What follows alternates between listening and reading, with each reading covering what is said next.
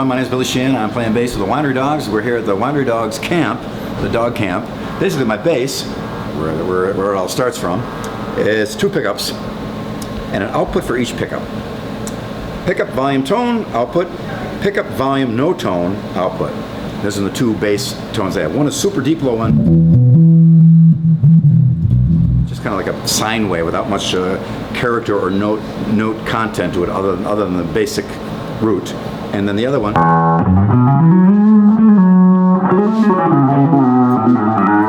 now you notice there's not much low end on that, of course, because I get my low end from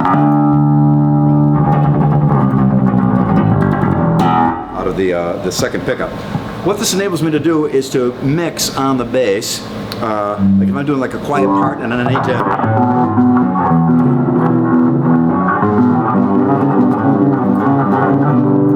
articulation of it, whereas with the low end on, when I do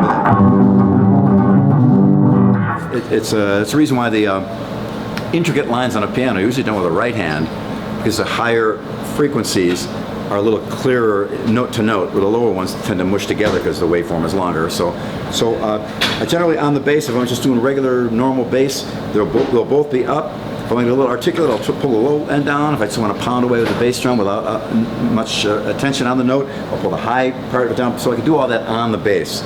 And I plugged into a bunch of amps. Basically just 2 amps. This and this. Hartke HA5500 runs the higher sounding pickup, higher in frequency. And LH1000, it's just 1,000 watts of pure muscle. No master volume, no nothing. That does all the low notes. Each one, this may sound like an oddity, but the higher frequency ones, those are all through a 15-inch speaker down here. This isn't plugged in. 15-inch down there. And the 410 cabinet here is what the lows are plugged into. Sounds backwards, but for me, I get a better low end response out of a cluster of those 410s and the little phase variants that happen between them.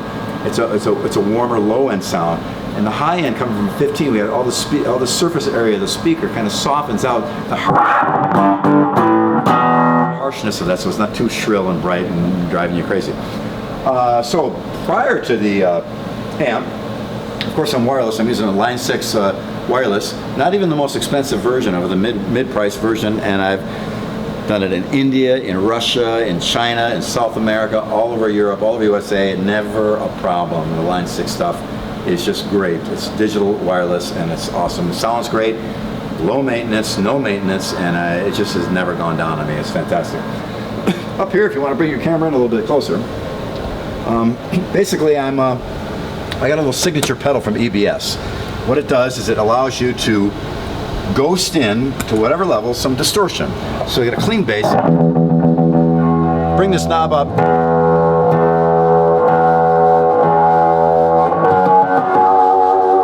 you got this distortion happening without losing the original clean signal. Some of the little bass distortion boxes, sometimes I put like a balance control on there. And I always had a problem with that. I'm not sure they're all wired this way, but I had a problem with that because when you turn one up, you turn the other down. This way your clean is always right there. There's a clean, my clean normal bass sound, and if I want the distortion to come in, all the crazy stuff. Now, what I have in this pedal, there are loops. So the clean tone can have its own loop, so you can add whatever you want to the clean tone only. The distortion side has its own loop. What I put on the distortion side is an on-off switch, an A-B switch, where B is nothing and A is something. So if I'm playing distortion, I want to clean it up,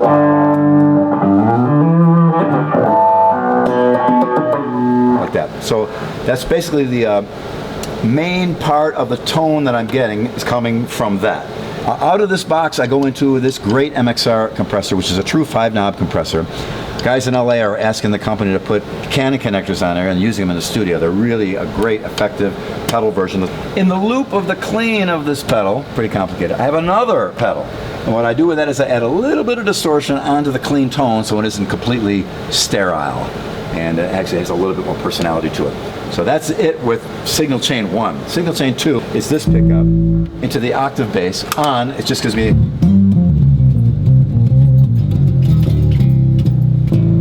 even down to a low A. It tracks great all the way down.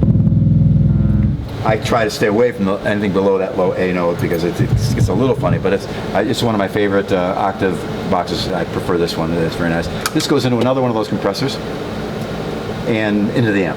And I left another thing out. At the end of after this compressor, I'm actually going into a crossover. What's this doing? Taking all the low frequencies out of this tone. So if you really want to take a lot of them out, there's nothing. So what I do is I take it down to around about 200, 250 cycles. Everything below 250 cycles is gone. Because remember, I'm getting all my low end from the second pickup. So I don't need that. So it helps keep things real articulated.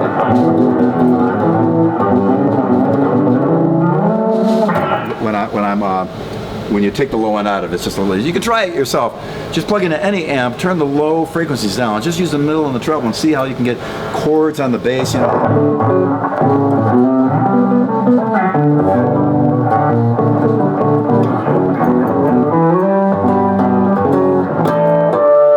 A lot easier to articulate chords when you don't have a lot of low frequencies there. But that's one tone. You can also do it with low frequencies, but it's a different thing. So that's basically it. For years, since the early days, I've been using this double pickup thingy. So it's become second nature to me. It may throw you at first when you try to do something like that. You can approximate it really easily by just splitting your output and go into 2 amps and EQing them differently.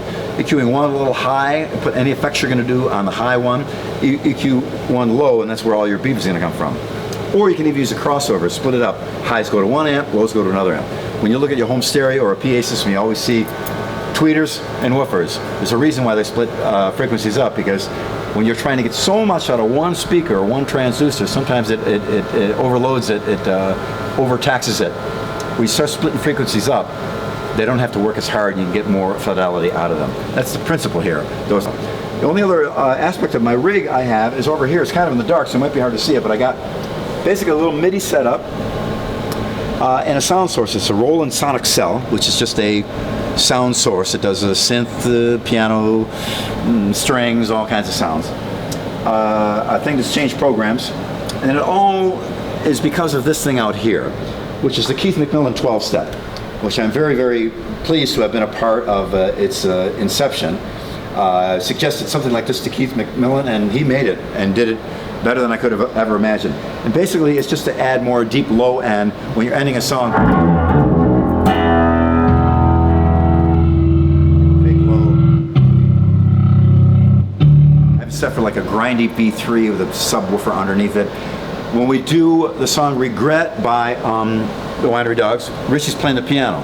He comes off the piano to play guitar for the solo, and the piano, of course, goes away. So what I do is I go to number 12, which is my piano sound, go over to here, go to number 2, which is the chords I programmed in, because you can program chords in this, and then I can do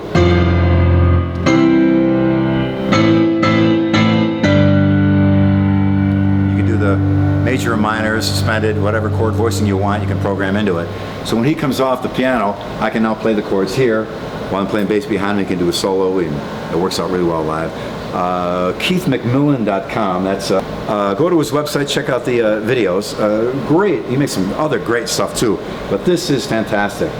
And that's about it. That's my gear rundown. We use in-ear monitors.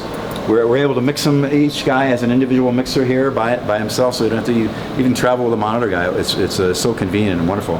Our front of house engineer Jerry set all this up for us, and that's about it. That's the rig. All Hartke amps, EBS pedals, MXR pedals. All my power powered by the Voodoo Lab pedal power thingy, which works great. My Yamaha bass, my Rotosound strings, my Demerser pickups, my Line 6. So I endorse it because I love it and I really use it, and I'm confident in explaining to other players that this will serve them well. So I hope you enjoy my little rig rundown, and I hope to see you on the road very soon. Thank you very much for watching, and Take care of yourself.